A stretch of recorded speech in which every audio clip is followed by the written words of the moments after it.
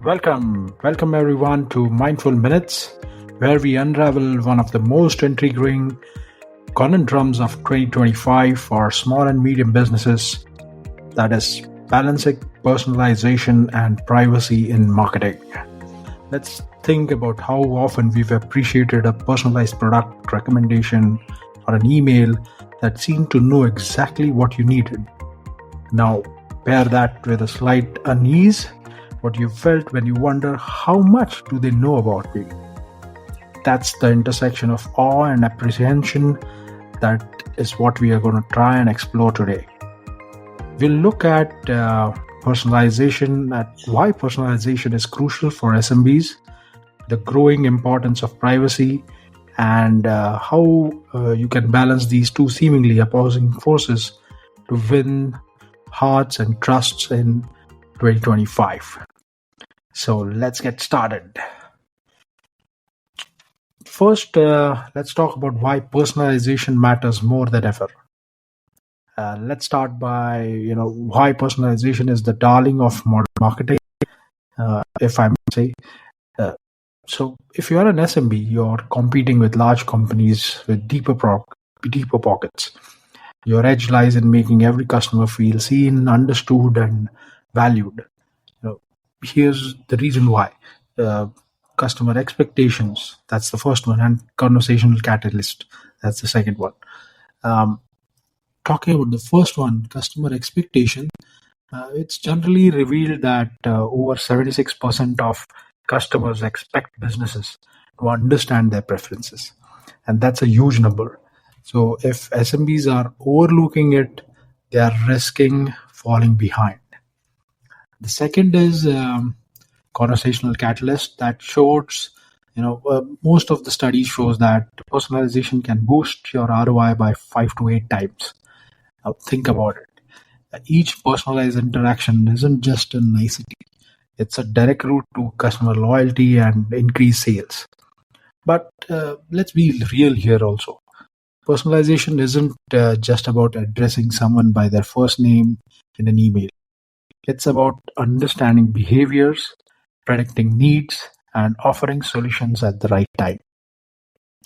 It's about creating genuine connections, just like what we are trying to do at Mindful Minutes. What I love about SMBs is that, their ability to be nimble and close to their customers, which actually is an advantage that you can really leverage in personalization. Now let's flip the coin. Let's try to figure out the rising tide of privacy concerns. With great personalization comes great responsibility.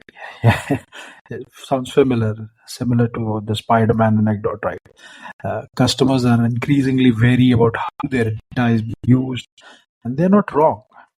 The internet is riddled with stories of data misuse, and for SMBs, the stakes are really high. You might not be managing millions of customer records, but even a single breach could tarnish your reputation. Here's what driving these heightened focus on privacy. There are three main things. The first ones are regulations, right from GDPRs in Europe, CCPAs in California, and even in India, we have the Digital Personal Data Protection Act. Privacy laws are becoming more and more stringent, and they should be. The second is customer awareness, or people are smarter about their data now. They want transparency, control, and most importantly, assurance. And third, trust as a differentiator. Trust right now is the new currency. If your customers trust you with their data, they are more likely to stick around. I recently spoke to one of a small business owner who wanted to launch a loyalty app, but was worried about, asking too much customer data. And he was valid about it. His concern was valid. Customers are happy to share data if they trust you, but lose that trust and it's hard to regain. So the balancing act of personalization and privacy is what you have to achieve. This brings us to the heart of today's conversation. How do you balance personalization and privacy? It's not about choosing one over the other, but finding a harmony where both can thrive. Over the course of 18 years of my career, I've tried to analyze how people think on these lines. And over the last 4 5 years, I've tried to narrow down to certain strategies that I think are you know are pointed towards these two things. First one is embracing transparency. It looks very simple. Be upfront about what data you're collecting and why, and make privacy policies easy to understand. You don't have to use jargon. Ditch the jargon. Uh, I've had one of a good example is Mailchimp's uh, privacy policy. It's very simple and clear. Probably one of the most data transparent policies that I've come across. Uh, Second strategy would be prioritizing zero party data. This is a data that customers willingly share with you. Think surveys, preference centers, or interactive quizzes. Imagine a studio which is asking for customers to share their goals. A fitness studio asking for fitness goals. This data helps in crafting personalized experiences without crossing privacy lines. That's what you want. That's the strategy you should opt in for. The third is invest in privacy-centric tools. Tools like Cookiebot or Segment can help you ensure compliance while still delivering tailored experiences. Now, these are not the only ones. There are a lot more. And consider privacy-enhancing technologies like differential privacy or anonymizing sensitive data. That's how you would invest in privacy-centric tools. And last but not the least, make your consent dynamic. Treat consent as an ongoing conversation. Allow users to update their preferences easily, whether it's opting out of certain communications or managing cookie settings. One thing that works wonders is putting yourself in your customer's shoes. How would you feel about the way your business collects and uses that data? That's the lens that will guide you towards making ethical decisions. Moving on, since we are talking on the ethics compass, let's talk ethics in a little detail. Because balancing privacy and personalization isn't just a technical challenge, it's a moral one. And transparency should always be beyond compliance. Don't just meet legal requirements. Go the extra mile to build that trust.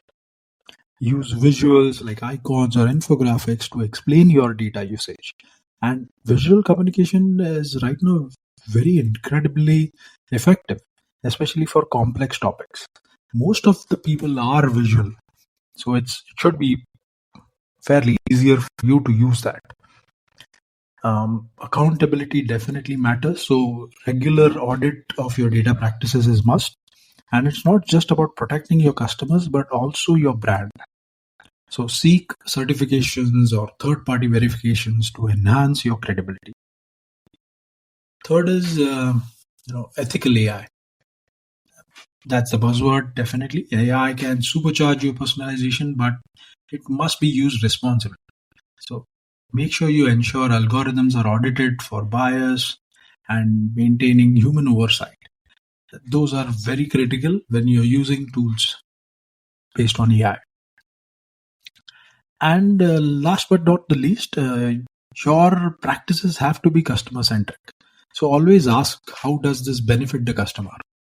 Every strategy should answer this question clearly. Moving on, let's talk about some real world applications for SMBs. So personalizing marketing campaigns.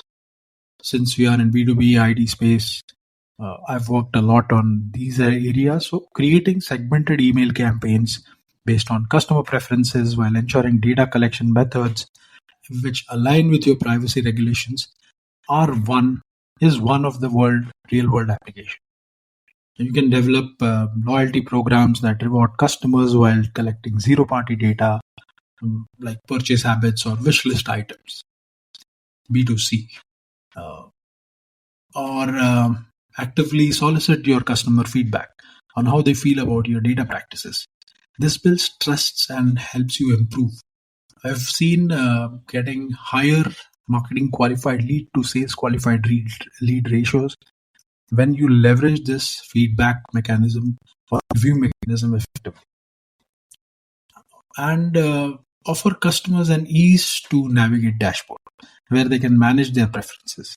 This is a very simple step, but it reinforces your commitment to transparency.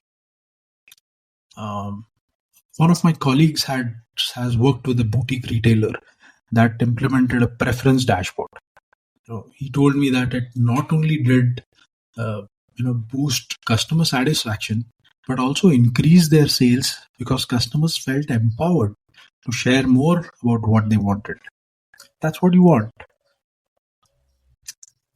For SMBs, embedding privacy into your culture isn't just about tools and policies. It's about a mindset. You should build a privacy first culture in itself. So educate your team, train your employees on data privacy or best practices, host workshops or invite experts to demystify legal requirements and customer expectations. Integrate privacy considerations into every initiative from the start. Whether it's a new app or a campaign or a website feature, think privacy first. Engage customers in shaping your privacy practices. Surveys, focus groups, and open forums can offer these valuable insights to help you collaborate with your customers. And publicize your privacy achievements, whether it's achieving a compliance milestone or implementing a new privacy feature. Let your customers know. This is also a milestone that you should celebrate from a marketing perspective, not just getting more business.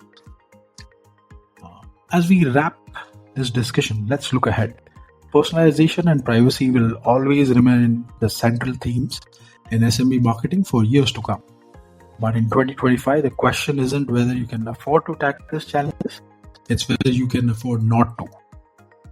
To sum up, personalization isn't just a buzzword, it's a customer expectation, period.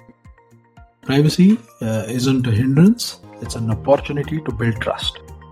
And ethics isn't optional, it's your brand's backbone. Thank you for joining on this journey on the first episode of 2025 through your personalization and privacy equation. As SMBs, you have the unique ability to create genuine connections while respecting your customers' privacy. Here's to a year of ethical growth and meaningful relations. Until next time, stay inspired and stay trusted. This is Tanay Sarpotdar signing off. Take care. Bye-bye.